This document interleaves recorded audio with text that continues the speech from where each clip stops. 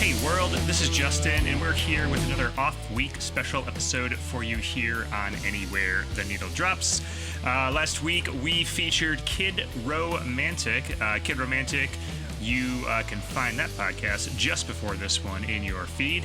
But Kid Romantic was an artist we found through the Welcome to Night Vale podcast, so we thought it was a good excuse to dig into the archives and go back all the way to 2015 and bring up this episode with David Wirsig, another of the Night Vale alum. David's song was on Welcome to Night Vale oh so long ago, and we heard it, we loved it, and brought him on the show to chat about it. And since then, David's become a good friend of Red Truck Productions. So long overdue cleaning this episode up and putting it back out there for y'all to hear. So yeah, you're going to get to hear my conversation with David from 2015, somehow 11 years ago, back in my much greener days as an interviewer, by the way. And before that, you'll hear David's song, Sunken City, which remains one of my favorites to this day. So yeah, it's a great time. I did want to make one quick production note. Later in the episode, you're going to hear David and I having a discussion about the writer-musician Amanda Palmer and her book about art and creativity and whatnot. And I just wanted to acknowledge that this was before all this occurred, but in 2024, Amanda Palmer's husband, Neil Gaiman, an author that you probably know, was accused of several allegations, and Amanda was somewhat caught up in that controversy.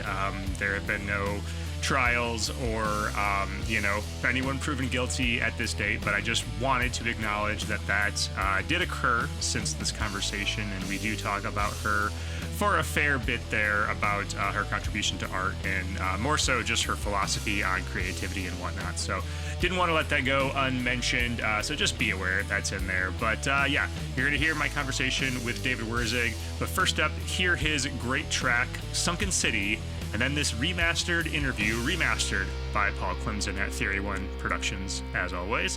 The interview comes after. Enjoy. Here's to life.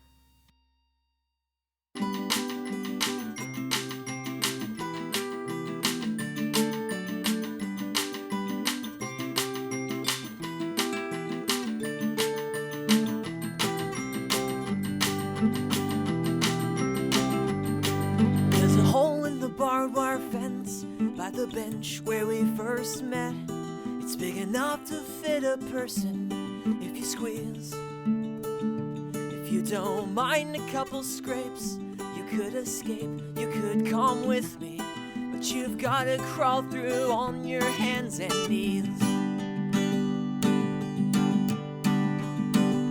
But last night lightning hit the shed, knocked the generators dead. So stick close to the walls, keep out of sight. Well, we haven't got too long before the floodlights come back on, and we're gonna make a break for it tonight.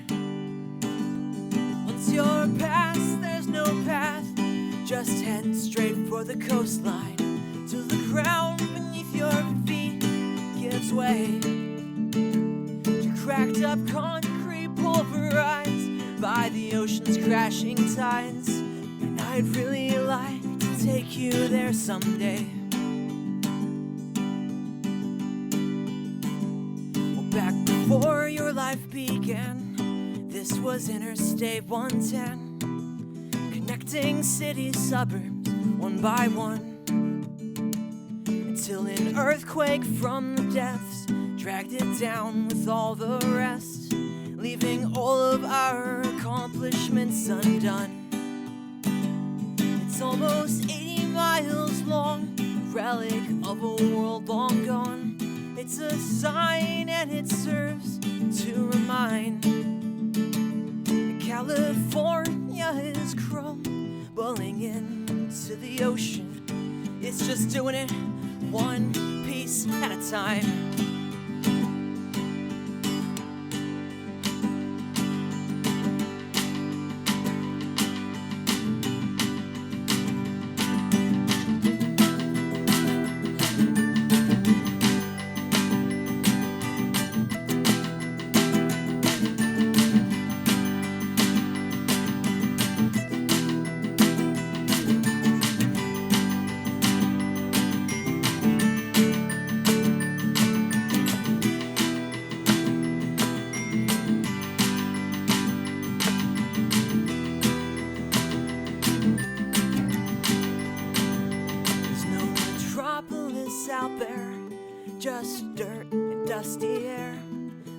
swear I see a city inside of you.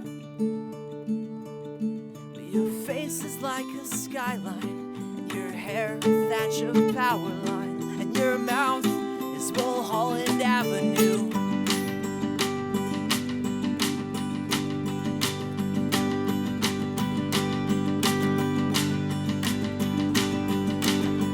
And if somehow we survive when the trebuchets subside, I will teach you every hymn this world forgot, and we'll sing propaganda songs, wars we don't remember. God, free me from the burden of my thoughts. Oh, God, free me from the burden of my thoughts.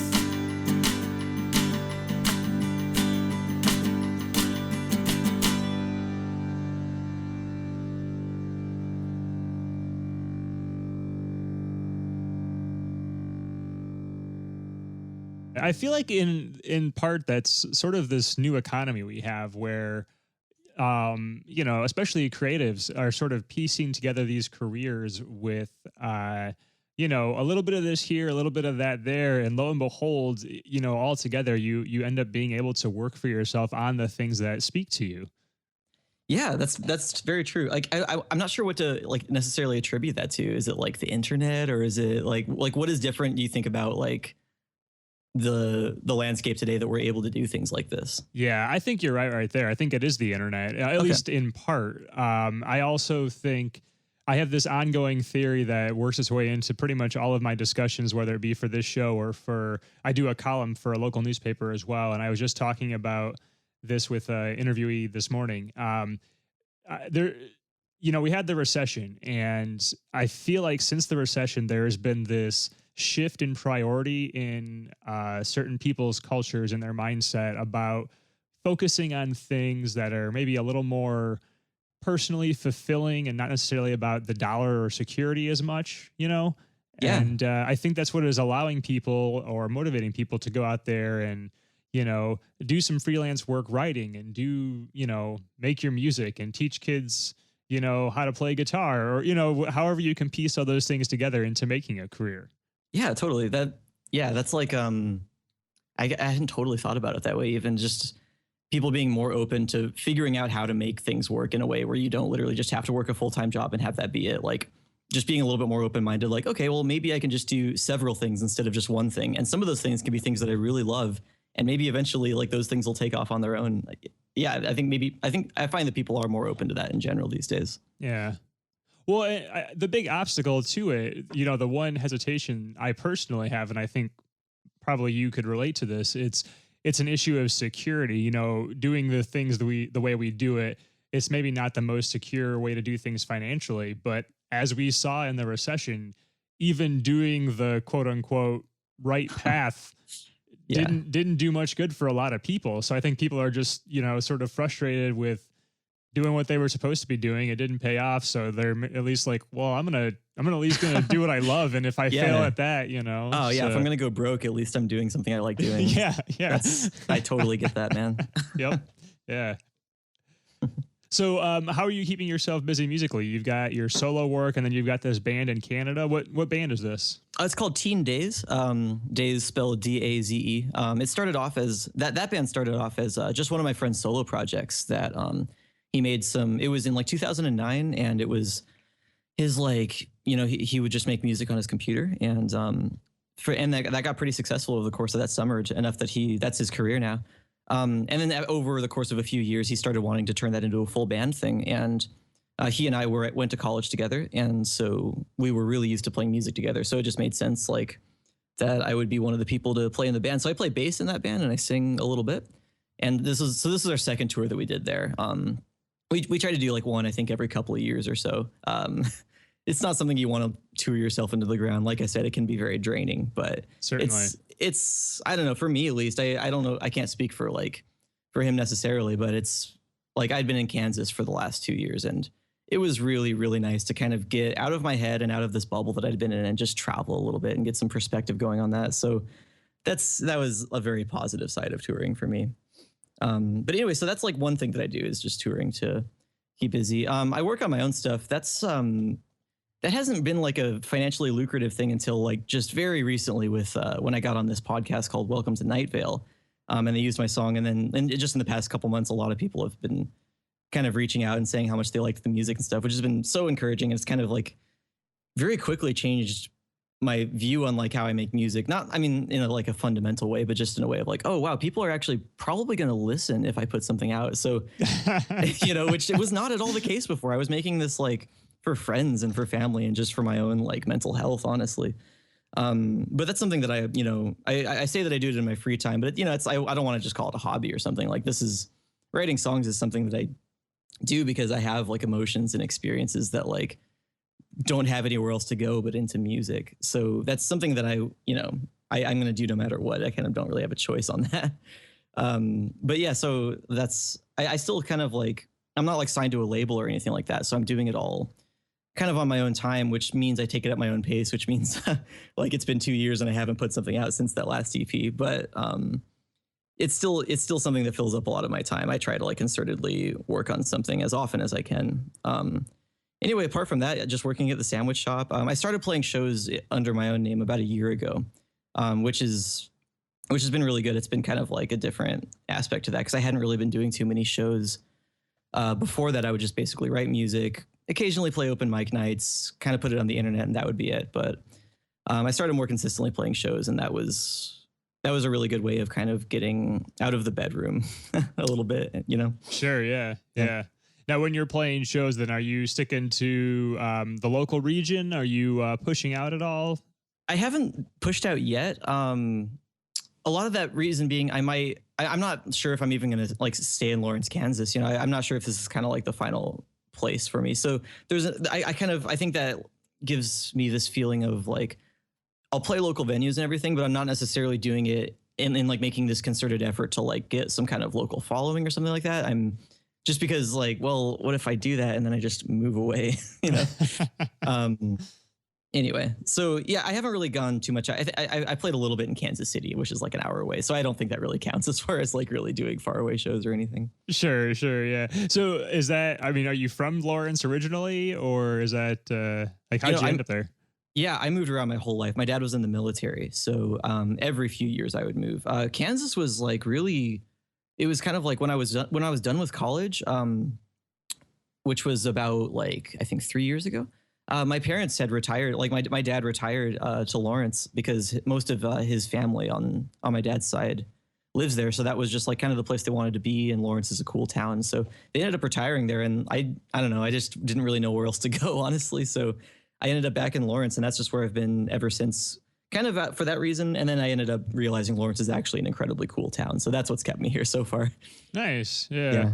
I think we discussed this a little bit when we were messaging back and forth, but a good friend of mine, Eddie, who's been on this show a couple of times, he lives in Lawrence. Yeah, I saw that. That's crazy. Yeah, it's cool. In fact, I was trying to convince him. I'm like, you should go meet with David and you should do the interview in person with him. But we're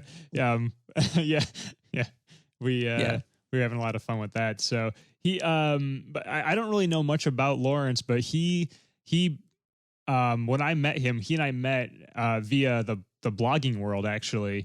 And then he briefly lived closer to where I am in the Midwest. And then he lived in Indiana. I live in Michigan. And so we were able to connect in person for a little while. And then he's back in Lawrence now. And he seems, is there a good music scene there? He seems to enjoy himself out that way.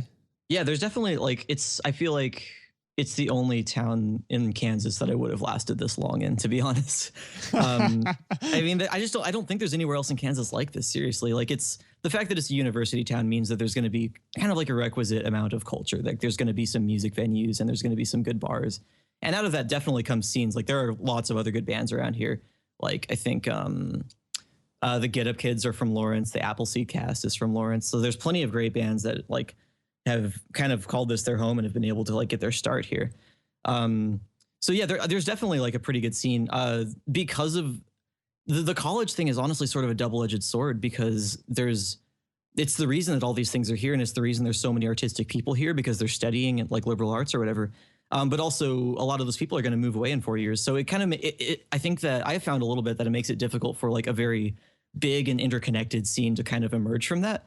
I mean, there's plenty of good bands and nice people that I've been able to talk to, but sometimes I just feel like it doesn't quite coalesce into as much as I would like for it to be, you know, because I really like thrive on community, honestly. Like that's, especially when it comes to making music, I think like me just like writing songs in my bedroom doesn't really do as much as like being able to like relate with people and talk with other people about music and write music for communities and for other people and things. So, I mean, that's something that to an extent I have been able to find here, but there is a sense of impermanence to all of it just because of the college atmosphere, you know? So do you have your sights set on any possible future homes that maybe would give you a little more of that sense of community, something you discovered while traveling or touring or? Oh, totally. Yeah. You know, I went to college up in Vancouver. And I probably wouldn't move to Vancouver just because of the work visa issue. Like there would just be a little bit too much red tape there. But the Pacific Northwest in general, like that's, first of all, that band that I play in is based off of around there. So I kind of feel like we might be able to do more one-off shows and tours just as a full band, or at least I would be able to do it with them, which I very selfishly would want to do if I were to live up in the Pacific Northwest. So, I mean, Portland is an awesome place. I actually, just after the tour was over, I spent a lot of time just staying, like my girlfriend and I actually traveled around the Pacific Northwest and just checked out some of the cities, and Portland was just like such a cool, it was honestly, it reminded me so much of Lawrence, just like condensed and then multiplied like 1,000-fold, you know? It just had so much of the same flavor, but anyway, so, and like the community, like for me, I don't necessarily want to like just assume that because I'm going to move to a different city, I'm automatically going to find that sense of community. But I already know people up there. Like I have friends up there that play in their own bands, and that you just from college and from like a little bit of touring, I kind of feel like there's a certain amount of I would be able to get plugged in really quickly. And that was just something that I had so strongly when I was at college. It really felt like I'd never really had that before. It was just something of we were all like writing songs kind of out of our heads and like just a little bit more not like we didn't like write songs as a group or anything, but it just felt like it was all coming from a similar place, which I think made all of us better songwriters. I like 100% am a better songwriter for having had other people around me to kind of like encourage me, and not like fans either, you know, like specifically people who are on my level writing songs just as good, if not better than I am, and kind of like the iron sharpening iron thing, you know? So I kind of, after having gotten a taste of that, I've sort of wanted that back for a long time, to be honest, because it's such a helpful thing for songwriting. Oh yeah, certainly. We have an event locally here. I live in Niles, Michigan. I'm right across the border from South Bend, Indiana, where Notre Dame University is located, and there's a venue there that has it's this songwriting showcase where songwriters come, and to an audience of fellow songwriters, they'll present, you know, something they're working on, and you know, get positive feedback from other songwriters sitting there, you know. So it's a really cool communal type of thing. Yeah, it's probably scary at first, huh? I would imagine it would be. I would imagine too. Yeah. But that's one of those things you just have to get your feet wet on, and once you're used to it, like I just find that like if you can, I don't know, I've kind of already said this, but like if you can kind of get away from thinking of music as like this thing that sort of just happens inside your head and you don't really get feedback on it, and you just sort of like put it out there on the internet for faceless people to comment on. If you can have like real world interactions, and it feels less like a magic trick and more just like this thing that you can do and other people can do, and it feels a lot more practical to me, which is a good place to be. I think it means that I write more music because of that. Yeah, I think that's one of the things going back to the internet, I think that's one of the things the internet has done, because it has taken music, it sort of dashed the concept of the rock star against, you know, well, against the rocks, I guess. You know, I mean, granted, there's still big names out there, but, you know, it has also brought it down to this level where it is very much more the everyman game, and you can find success on a smaller scale. You can get your music out there on a smaller scale. I mean, you know, look at you and me. A friend of mine heard your music. I'm guessing it was because of Night Vale, but he passed it to me, and you know, here we are. You're in Kansas, I'm in Michigan, and we're chatting about your music. So, oh, totally, yeah, and it's like such a positive thing that like you can kind of, it sort of makes music, it makes it possible to do it as like a blue collar living. And you're right, it's not the rock star thing. It's not like this gatekeeper of major labels that like either you get signed and become like the most famous person in the world, or nothing, literally nothing. Like that's what it was 10 years ago, you know, like, yeah. So and that's an amazing thing. I definitely like when I talk about like faceless people, like commenting on my music. That's actually awesome. Like, that's actually incredibly cool to like think about people like on the other side of the world or another state or something, like hearing this thing that I made 2 years ago and getting something out of it. Yeah. So, I mean, like, it's obviously not the same as like a real world community of face-to-face interactions, but it's its own thing that like, it's just amazing that all of this stuff is accessible. It means that there's a lot out there, but I think it means also that the type of music that you can make doesn't have to be quite as accessible. You can write about the things you want to write about. You don't have to worry about that. Oh, this should be a top 40 hit, or this has to conform to this genre. You know, like there's going to be an audience probably out there for you. Like if you're just doing something that you're being honest about. Yeah. I mean, there really is a niche for everybody. It doesn't have to be, you know, sort of that common denominator type of entertainment. You know, you see it in music, you see it in film, you see it in, especially now with Netflix and, you know, all the various streaming options and web series, you know, in television. It's a great time for art and creativity because you can be so specific and niche and not have to worry about not having an audience. Totally. Yeah, it's cool seeing that happen with film as well, or like, you know, just things that aren't music in general. Because obviously with music, it's gotten to the point where the equipment is so cheap that like honestly anybody can do it. And I think it's taken a little bit longer for film to catch up. But I mean, it's gotten to the point like there was a movie that came out in the theaters this summer that was filmed on an iPhone, literally. It was, and like, so I was just like, wow, I've never heard of anything like that before. I can't believe this exists. And like, but it looked really good, and it was like it kind of like fit the aesthetic of it. It was just like, who 15 years ago could have ever thought something like that could have happened? Yeah. And really, again, like you just said, it's not that long ago that was a seeming impossibility, and here we are. Yeah. Yeah. So what was that like for you?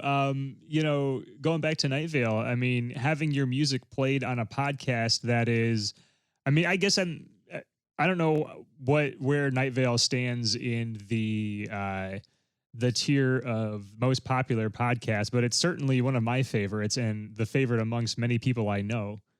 Totally. Well, I very once I found out I was going to be on, like I'd listened to it before. Like the reason I submitted it to that podcast was because it's my favorite podcast. Honestly, I love the narrative aspects of it, and just, you know, I don't think there's anything else like it. But when I found out they were going to use it, I was like, so how? I mean, like I knew it was pretty popular. Like, you know, it has like 500,000 followers on SoundCloud or whatever, and I just wanted to see. So there was a point where it was number one on the iTunes podcast. So there was a point where it was literally the most popular podcast in the world. So that was just one of those things where it's like, okay, this is nothing like this has happened to me before, like at all. You know, I mean, it was like a year before they used it that I had submitted that song onto Night Vale, and that was, I mean, it was a total shot in the dark. You know, obviously that was just like, well, this would be cool if it happened. I'm sure that like thousands of other people are doing that too. So, you know, they didn't get back to me for like a year. So it was something that like wasn't even on my radar. I hadn't even thought about the fact that they might use it. So once I found out there were, it was just this realization of like, okay, this, like, I don't know how, like what's necessarily going to happen, but I know that more people are probably going to start listening to my music than the entire last 2 years combined, just from looking at the numbers.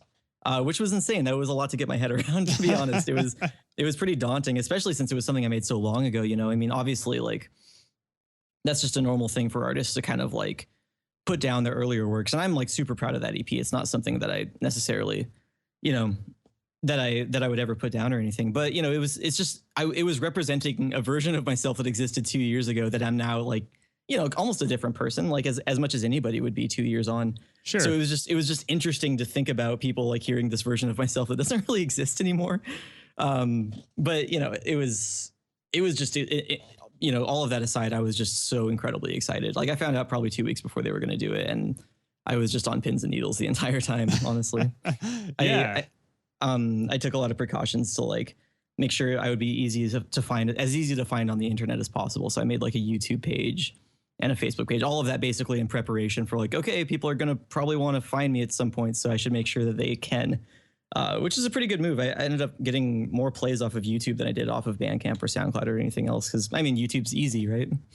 Yeah, that's kind of cool that you point that out, because, well, one, that's good on you for making that move, because you know, yeah, you've got all that potential audience coming in, but kind of also shows you where the audience is coming from and where the audience is going.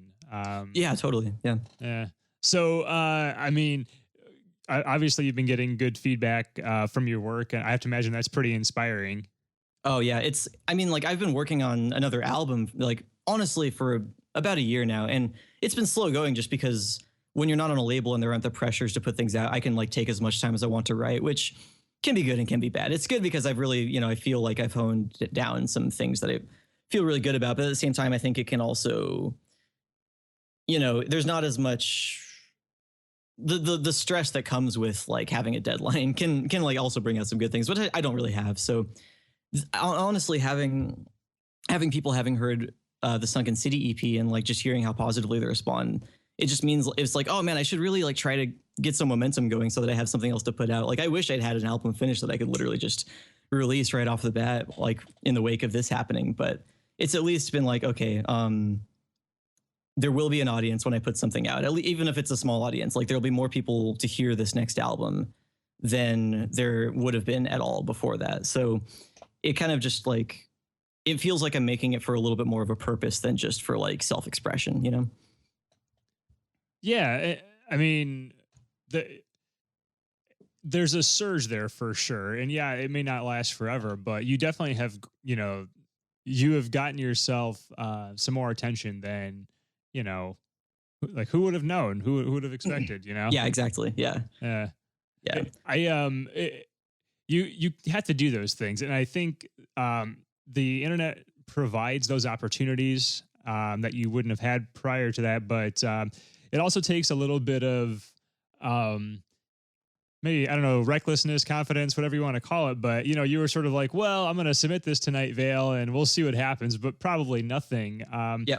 I mean, I can relate to that in that doing this show, I've been doing this for a few years now, and after I had some shows under my belt, I decided, well, I'm going to go after some artists of some larger names that speak to me that I would really like to have a conversation with. And, the thought being, what's the worst that could happen? If they say no, they say no, but, they might say yes. And sure enough, I've had some of my favorite musicians on here who, I would have never, even a few years ago, expected to be able to sit down, one-on-one and converse with. And yet I did. So, yeah.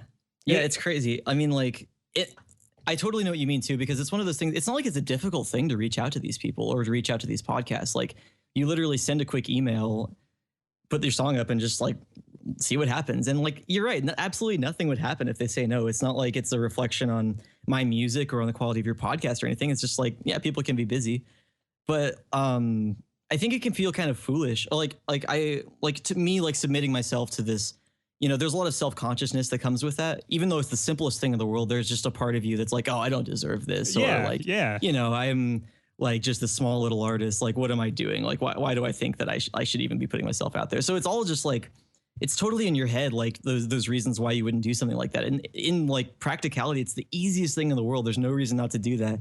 And I'm saying this out of like total experience. Like I could have tried so much harder in the last 2 years to like, maybe get my album reviewed by blogs and stuff like that. And, like having this Night Vale thing happen has just been a great thing because it makes me feel maybe a little bit less foolish doing something like that. Because like, hey, it happened before. But I think for a lot of like up and coming or like just artists who are just getting started, to feel like you're doing this thing almost as a profession of like like emailing blogs and stuff like that, it just feels like, oh, I'm not there yet. There's no reason for me to be doing stuff like that. So that self-consciousness, yeah, I totally relate to that.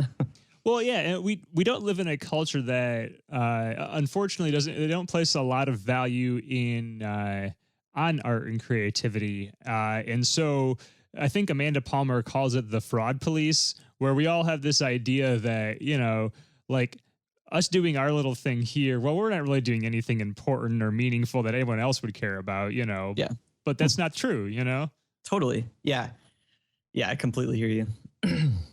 Are you familiar with Amanda Palmer? Oh, absolutely. Yeah. Yeah. Oh, go ahead. Oh, no, I was just telling I mean, Dresden Dolls were on the radio for a while. So that was, sure, I heard songs from that. And then I've listened to Who Killed Amanda Palmer all the way through, which was a great album. Yes, indeed. Yep. Yeah. Yeah. Her book is fantastic because I think it's called The Art of Asking. And she discusses basically her journey from being a street artist in Boston to where she is now and how, it sort of became this thing of her, being confident in putting herself out there essentially and asking people to look at her art and listen to her music and find value in it, you know? Yeah, that's awesome. I've seen that book around. I saw her TED talk. I guess she's been doing a lot of that kind of stuff lately, where she just like maybe realized that she has this story that a lot of people like us can relate to about like just literally starting with nothing, you know, like not really having a leg up in any sort of industry or anything. I assume her TED talk was just kind of like, you know, a short version of what was in that book, but it was so inspiring. And that's just like a really cool thing to see stories like that about people who have made it literally just because they're bold enough to try, you know? Yeah, definitely. I don't know about you, but I count among all my heroes, it's mostly people like that, you know, Kevin Smith, you know, who made his first movie on his credit card, and Robert Rodriguez, who, you know, sold his body to science to fund his first film, and just like Totally. people that just found a way to do their thing and put it out there. And, you know, man. Yeah. Even like Christopher Nolan, like his first film was 80 minutes long and he shot it over the course of 2 years with his friends on weekends. And it's like all in black. It's like kind of the same deal. And like, he's probably the biggest like summer tentpole director out there right now. Yeah, totally. Yeah. Yeah. It's super inspiring to see stuff like that. It's nice to go back and see things like that, you know, like people who've made it and like see, like they're even like one of my favorite bands, or like at least in high school, was Me Without You. And like this guy is like one of the best writers that I can imagine. Like he's like, his lyrics are just so deep and they have so much to say. I went back and listened to their first EP and it sucked. It was so bad. And it was just like, it was just like this realization of like, man, this is just a guy who was willing to like scream into a microphone for a little while until he kind of got his thing figured out, and then ended up getting really good at it. And it's like even showing how people can improve. Like if you're ever feeling self-conscious about like, oh, I'm not really that good or anything, it's like, man, neither were some of my favorite artists at some point, you know? Yeah. If you go back, and I find this especially with punk bands, if you go back and you dig through the archives of, you know, insert favorite artist here, if you can find their initial, you know, release before they were signed or big, there's some poor work out there. Totally. Yeah. But you know what? You got to dig through the dirt to get to the treasure. So yeah. Exactly. Yeah. So are you a film guy at all? You like movies? Oh, definitely. Yeah. I was, that for a while, I think I related to film even more than music. Something about like, I don't think I would ever have been a filmmaker, but it was just something where I was always like following directors and like going to the indie theaters and stuff like that to like seek out the most weird niche stuff I possibly could. And yeah, I think there's something, I don't know, there's something about the language of film that like when I feel inspired by a film, I feel in a weird way inspired to even like to like make music that sort of like encapsulates that, like, because I like storytelling through music, you know, and but music isn't like the most natural storytelling medium, at least when it comes to like just telling a story with characters and like going like following the ABC storyline. So I think that's why film speaks to me in a way that sometimes music doesn't. So I'll often like go to film if I'm looking to be inspired about making music, honestly. Yeah, well, I mean, I asked that because, you know, going back to Sunken City, there's a definite cinematic quality to that. And it's just, you can definitely see that thread through there. Yeah, totally. I mean, like I tried to make sure that there was a sense of narrative, even if like not every song is 100% like a storyline or something like that. I wanted it to have a sense of like, you know, tension at the right moments and like a big like climactic release at the end of sorts. So yeah, like that's awesome that you picked up on that. Honestly, it wasn't something that was like the most conscious thing, but I think it comes from just like my love of stories and like of even like visual, trying to like condense something visual into like something audible, I guess, either through music or just through like lyrical storytelling, I guess, you know? Yeah. So how'd you get your start in songwriting? It was pretty early on in life. Like, I mean, I've been doing it for a while off and on, but it was like, there was a really natural progression of like, I started playing guitar when I was 16, and around that time, I think there was like literally like a poetry unit in one of my English classes, like the simplest thing ever. And I was just writing for that. And the teacher said that I should do more of it. And then the next year I ended up like starting a punk band with two other guys. And it was, I don't know, it was like, it happened pretty natural. I feel like there was never like a concerted time of like figuring out like, oh, how do I write a song or something like that? Or like, what do I do? It was just like, well, I can play guitar now. I want to be in a band. And I know enough about lyrics and stuff to write songs. And I mean, like, you want to talk about like somebody's like first foray into music that sucked. Like I'm so ashamed that some of those songs are still on the internet because so I'm not even gonna say the name of the band. My girlfriend ended up finding it somehow, so I'm sure that if people want to Google it deep enough, they can probably, like, Pure Volume does still exist, unfortunately. That is the internet. Nothing ever goes away. I know. Anyway, but like it was just one of those things where like I wasn't too self-conscious about it. I was just like, it's me and these two guys were just making music. And so I just like wrote a few songs based off of that. And then I think like things got more ambitious from there. I ended up moving away after being in that band. And then the year after that, I put all of my efforts into working on this like acoustic concept album. And man, it was like, talk about like your reach exceeding your grasp. I mean, I'm glad that I did it, but it was just one of those things where I was like trying to do so much because like I had written this short story and I knew that I like wanted to like use music to tell a story because I don't know, there's just something that was interesting that I don't feel like a lot of people were doing, like very literally like telling like narrative based stories. Sure, yeah. Yeah, it just didn't seem like it was something that was happening a lot. So I was like, oh, cool, I should like jump in on that. So I wanted to like, there was this short story that I'd written that was like this really like overwrought, like post-apocalyptic warfare story. Like there's elements of it that you can still hear in Sunken City, but I feel like I've fine-tuned it a little bit since then. Anyway, so it was just this really complex story that I was trying to adapt into music. And I mean, like there was like, I was trying to like convey all of these like huge plot points and all of these twists and things through music. And I had no idea what I was doing, but I spent like a year working on that and I put that out. That was like I was a senior in high school at that point. So that was my senior project. And, yeah, and it was one of those things where I'm glad that I did it. It was just one of those things that I kind of I got it out of the way, and it was something really. I was glad that I did something really ambitious, even to like have it fail pretty spectacularly, in my opinion, at least. But you know, you kind of got it out of the way. I think that it kind of showed me what I liked about making music, while also like showing what I didn't want to repeat in making that album. You know, sure, yeah. Like I still wanted to make interesting sounding music. It wasn't like I just wanted to write lyrics that were like trying to convey like plot points or something like that. So then a few years on from there, I made a couple EPs and then finally arrived at Sunken City and made that like over the course of a summer. And I consider that to kind of be my first, like I still have a couple EPs on Bandcamp, you know, from earlier, but I kind of consider that to be my first like cohesive, like good representation of like what I'm trying to do musically, just with the fact that it like is a bit of a narrative and like has some musical cohesion to it across the songs. Like I don't think I'm going to put out anything that's not like that from now on. I think like everything is going to tell a story or like have some sort of narrative in some capacity. Just that just seems like what I'm good at, honestly. Yeah. I mean, I listened to everything you have on your Bandcamp, and there's lots of good stuff there. But yeah, Sunken City as a whole piece is definitely my favorite, and it does. I mean, when you set out to write that, what was what did you have in mind at the formation?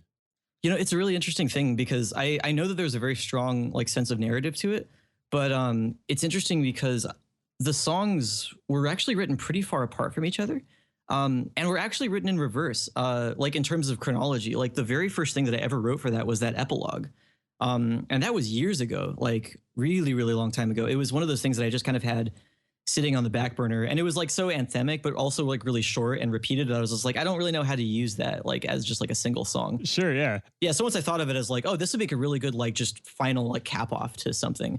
Then like it kind of came together from there. The song Sunken City itself was written totally like separately from anything else. I wasn't intending it to, you know, it is a pretty start to finish narrative, I feel like, that song in and of itself. And so that was written a couple of years after I wrote the epilogue. And then after that, I wrote Black Eyes at the beginning of this summer, and then I wrote at the beginning of summer of 2013, and then I wrote White Flash in the middle of that summer. And this wasn't intentional at all. Like it was literally like just like it came together in reverse. And when I ended up piecing it together, I was just like, yep, that's the EP. That's how it goes. It was just one of those weird things that like I don't know why it happened that way, but it did, and it like obviously that's the most natural like ordering of the songs. But it's just really interesting how strong the sense of narrative is, considering the way that it was written. Well, that's almost one of those things where it, you know, that has to speak to some sort of an unconscious thread running through you, you know, during that same time period. Yeah, it's got to be something like that. I didn't want to like overthink it too much. I was just like, well, And like also, I mean, obviously, I recorded all of it like chronologically, like they were written in reverse, but I made the whole thing chronologically. So that obviously was at a sense of like where I wanted the momentum to go and stuff like that. So I didn't want to like make it sound like it was this insane, like serendipitous, like over the top thing. Like, yeah, once I pieced them, once I pieced them together, it was like, okay, obviously White Flash will be the first, and then we'll, make sure that it all kind of goes naturally from there.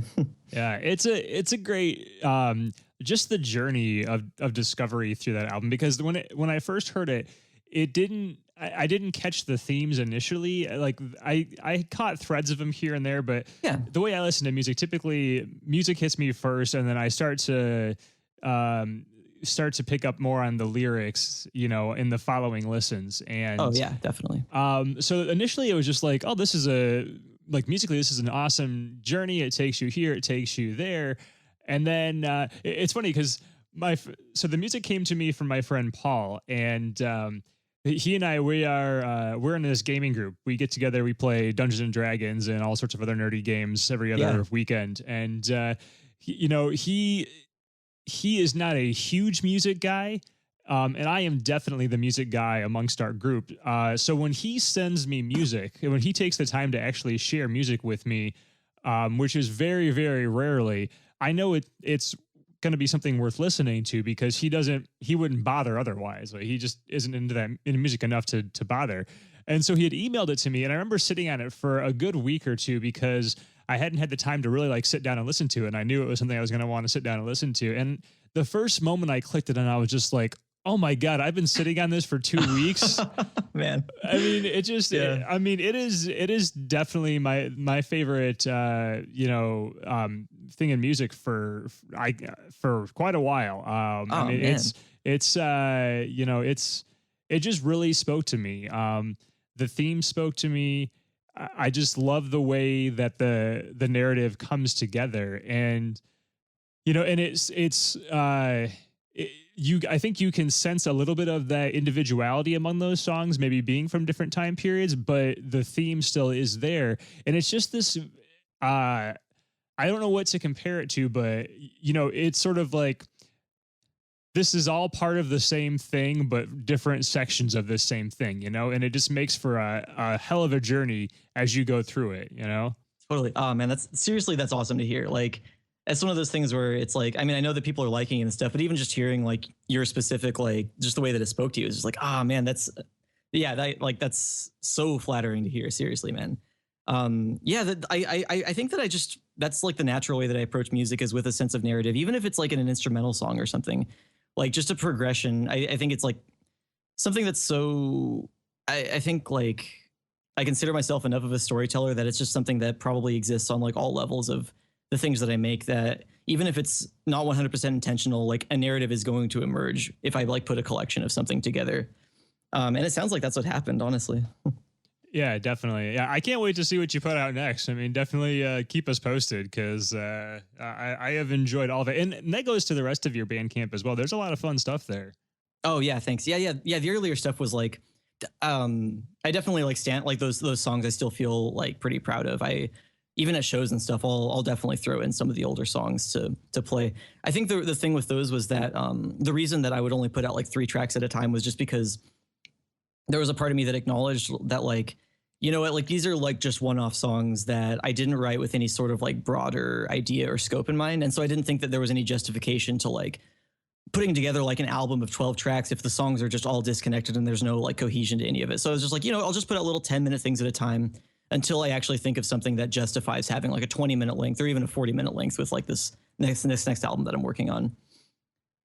Well, and it's a way to get that out there and to get different aspects to an audience and see maybe what speaks to people and what doesn't.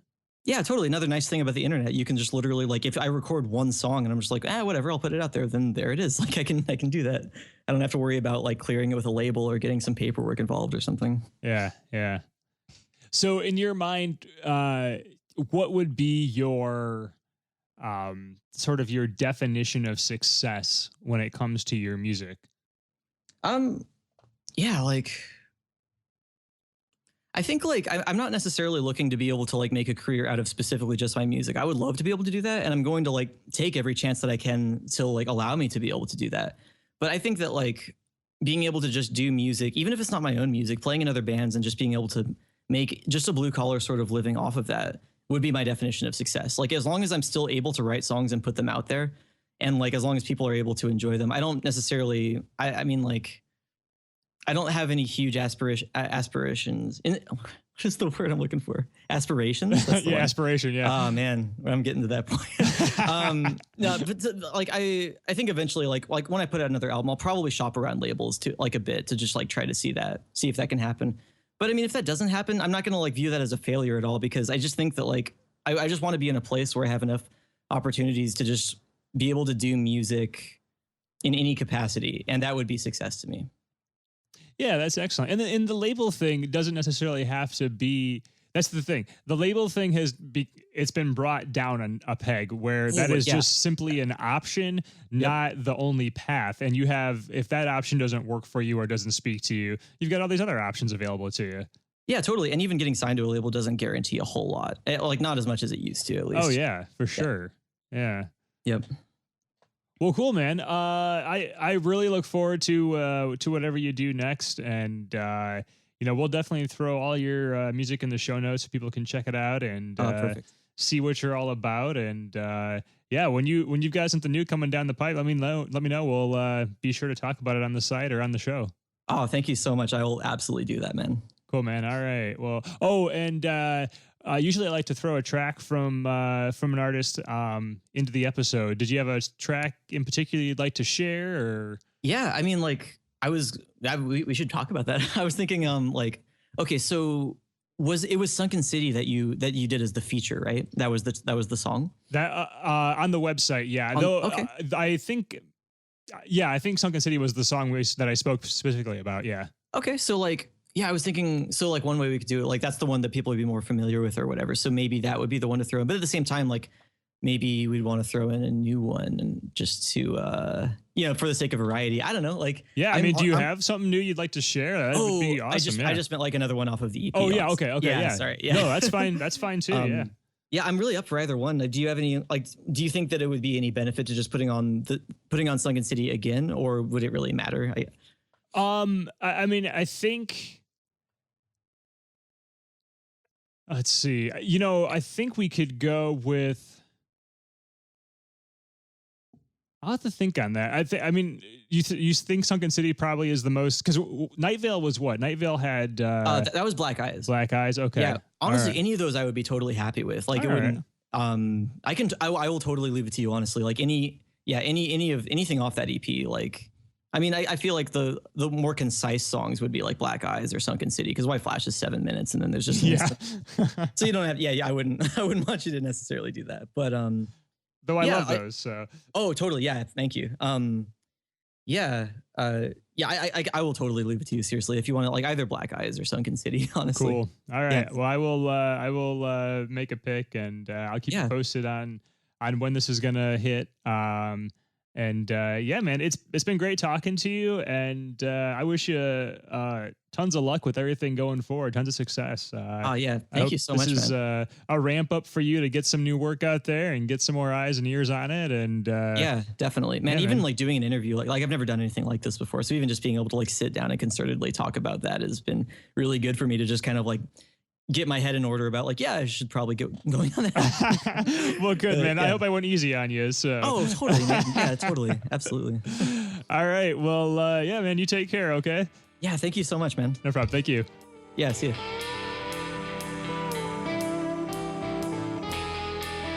You've been listening to Anywhere the Needle Drops from Red Chuck Productions.